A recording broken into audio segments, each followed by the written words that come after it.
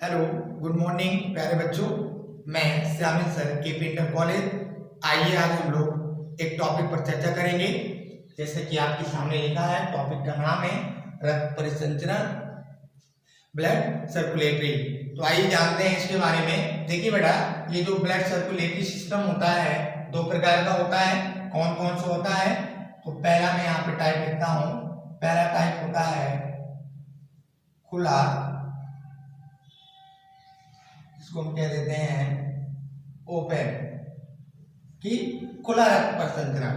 तो देखिए, खुला रक्त परिसंचरण क्या होता है बेटा, कि कुछ जीव होते हैं। जैसे अगर हम बात करें आर्थ्रोपोडा, आर्थ्रोपोडा, संकी और मोलस्का, इस तरह के जो जीव होते हैं उनमें जो वाहिनियां होती हैं वो कोशिकाओं में डिवाइड नहीं होती हैं, बटी नहीं रहती हैं। और क्या होता है, इनकी जो वाहिनियां होती हैं वो कहां पर, देह गुहा में खुलती हैं। सीधे देह गुहा में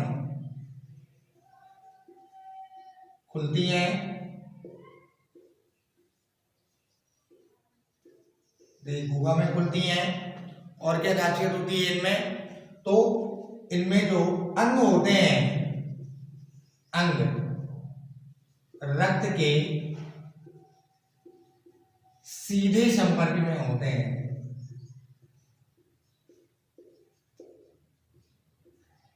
सीधे संपर्क में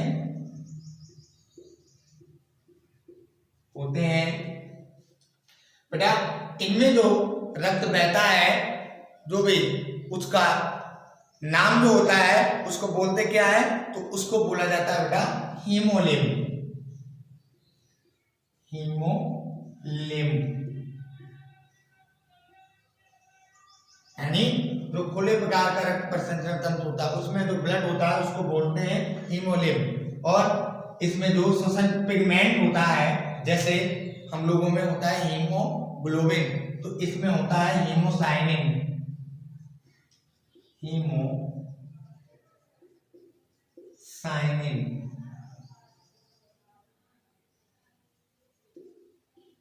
श्वसन वर्णक होता है, श्वसन वर्णक होता है। दूसरा जो होता है बेटा, जिसको हम बोलते हैं बंध।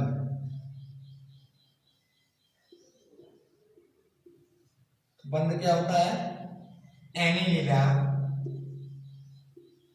एनीलिडा व कशेरुकी।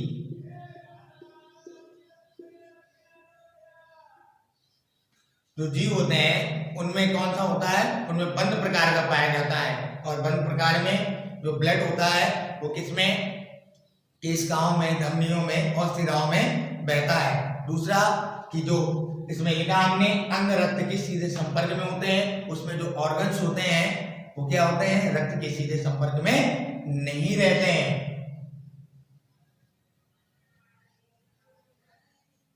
रक्त वाहिनियों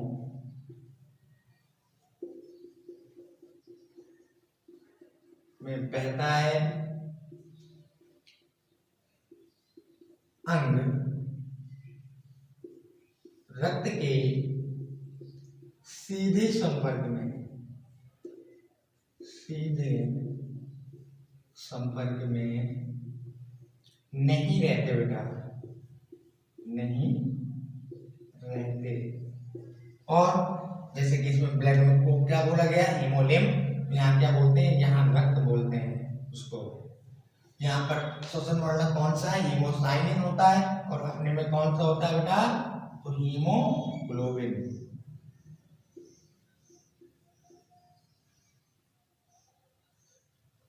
हीमोग्लोबिन होता है। तो ये तो था खुला और बंद प्रकार का। अब आइए देखते हैं, बंद प्रकार में भी दो प्रकार का होता है। कौन कौन सा प्रकार होता है, तो आइए देखते हैं।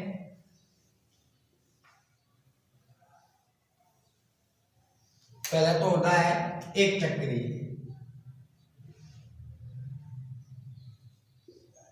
एक चक्री। एक चक्री का मतलब हुआ, क्या हुआ बेटा, कि हृदय होगा, और हृदय से कहाँ जाएगा ब्लड, अंग में जाएगा, और अंग से कहाँ जाएगा, वापस हृदय में जाएगा। तो इसको कहते हैं एक चक्री। किसमें होता है, तो बेटा जो मछलियां होती हैं, मछलियों में पाया जाता है। क्यों, क्योंकि जो मछलियों का रक्त होता है वो कैसा रहता है, हमेशा अशुद्ध रहता है। रक्त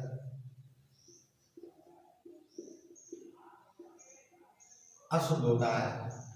और क्यों, क्योंकि जो मछलियां होती हैं वो किसके, जो ऑक्सीजन होती है उसको कैसे ऑब्जर्व करती हैं, तो आप जानते हैं जल के माध्यम से करती हैं। यानी जो जल होता है उसमें ऑक्सीजन क्या होती है, घुली रहती है,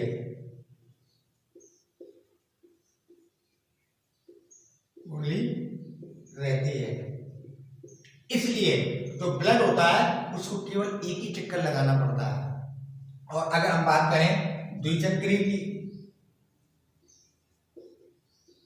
द्विचक्री जैसे